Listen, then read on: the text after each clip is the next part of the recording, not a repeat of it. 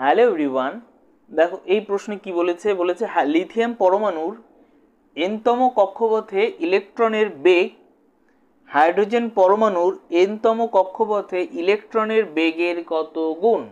মানেটা কি? মানেটা হচ্ছে গিয়ে যে লিথিয়াম পরমাণুর এনতম কক্ষপথে যে ইলেকট্রনটা ঘুরছে সেই ইলেকট্রনের যে ঘুরছে তার বেগ হাইড্রোজেন পরমাণুর সেই এনতম কক্ষপথে ঘোরা ইলেকট্রনটার বেগের কত গুণ। বুঝতে পেলে? মানে লিথিয়াম, ধরো এটা লিথিয়াম পরমাণু, হ্যাঁ, তার এনতম, ধরো এটা এনতম কক্ষপথে যে ইলেকট্রনটা ঘুরছে, হাইড্রোজেন পরমাণুর সেই এনতম কক্ষপথে ঘোরা ইলেকট্রনটার বেগের কত গুণ হবে, এটা সেটা জিজ্ঞেস করেছে। ওকে, তো এই প্রশ্নটা কি করে সলভ করব? তো এই প্রশ্নটা আমাদের সলভ করব হচ্ছে গিয়ে একটা সূত্র, যেটা আমাদের মাথায় রাখতেই হবে, যে বোর তথ্য অনুসারে এনতম কক্ষপথে ঘূর্ণনরত ইলেকট্রনের বেগ বের করার রাশিমালাটা কি। বোর তথ্য অনুসারে এনতম কক্ষপথে ঘূর্ণনরত ইলেকট্রনের বেগ বের করার রাশিমালাটা আমরা এরকমটা লিখেছিলাম, V N is equal to কি লিখেছিলাম, 2.18 জেড বাই এন, রাইট? কি লিখেছিলাম তারপরে? জেড বাই এন, দাঁড়াও আরেকটু আছে, সেটা প্রথমে আগে লিখে নিই। 2.18 into 10⁻⁸, right, into Z by N, তাই তো? সেন্টিমিটার সেকেন্ড ইনভার্স, তাই না? এটা পড়েছিলাম আমরা, মাথায় রাখতে হবে আমাদের। ওকে, যেখানে জেডটা কি? জেডটা হচ্ছে অ্যাটমিক নাম্বার বা পরমাণু ক্রমাঙ্ক। এনটা কি? এন হচ্ছে নাম্বার অফ সেল বা নাম্বার অফ কক্ষ, হ্যাঁ, কক্ষর সংখ্যা, এই যেমন এই যে কক্ষপথ বলেছে। বুঝতে পেলে? তো এখানে ওরা বলে দিয়েছে এনতম কক্ষ, তার মানে এনটাকে আর পরিবর্তন করার দরকার নেই, কিন্তু জেডটা কিন্তু প্রত্যেকটার জন্য আলাদা আলাদা হবে। যেমন ধরো এই ভ্যালোসিটি বা বেগ, হ্যাঁ, লিথিয়ামের জন্য কত হবে? লিথিয়ামের এনতম কক্ষের জন্য কত হবে দেখি, কত হবে?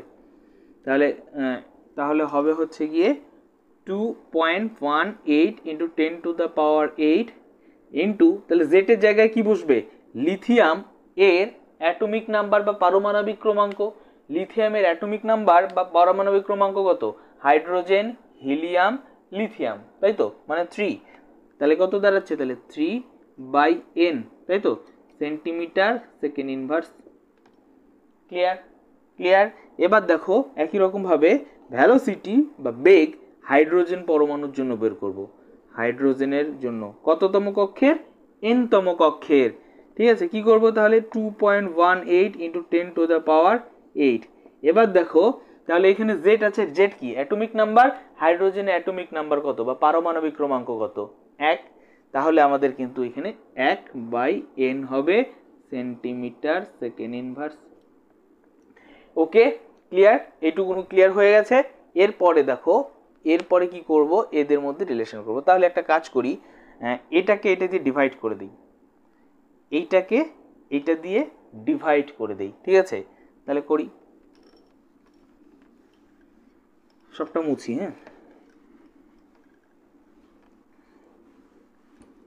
তাহলে আমরা লিখতে পারি ভ্যালোসিটি অফ লিথিয়াম এনতম কক্ষের divided by velocity of hydrogen, তাও কিনা এনতম কক্ষের, তাই তো? তাহলে এটা কত ছিল না? 2.18 ইন্টু 10⁸ ইন্টু 3/n, তাই ছিল না? দেখো তোমাদের খাতায় তোমরা যে লিখেছো, দেখো এটা ছিল না? সেন্টিমিটার সেকেন্ড ইনভার্স লিখে দেই। এটার ক্ষেত্রে কত ছিল? 2.18 into 10⁸ into 1/n centimetre second inverse, তাই না? তাহলে এটা কেটে দেই, এটা কেটে দেই, এটা কেটে যাবে, এনও কেটে যাবে, তাই না? তাহলে থাকলো পরে কি? থাকলো পরে 3/1, that mean 3, right? That mean 3। তাহলে পরে তাহলে এটা লিখতে পারি ভি অফ এলআই, হ্যাঁ, এটা হচ্ছে কি এনতম কক্ষ divided by V of L H এনতম কক্ষ সমান সমান কত? 3, তাই তো? তাহলে পরে আমরা এরকমটা লিখতে পারি না,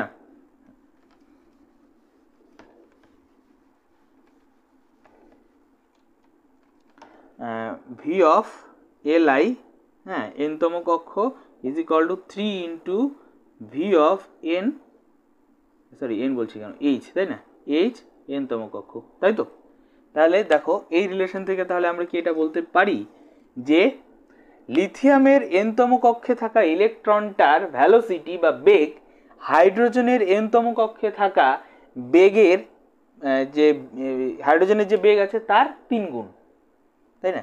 লিথিয়ামের n-তম কক্ষে থাকা ইলেকট্রনের বেগ হাইড্রোজেনের n-তম কক্ষে থাকা ইলেকট্রনের বেগের 3 গুণ, বোঝা গেল।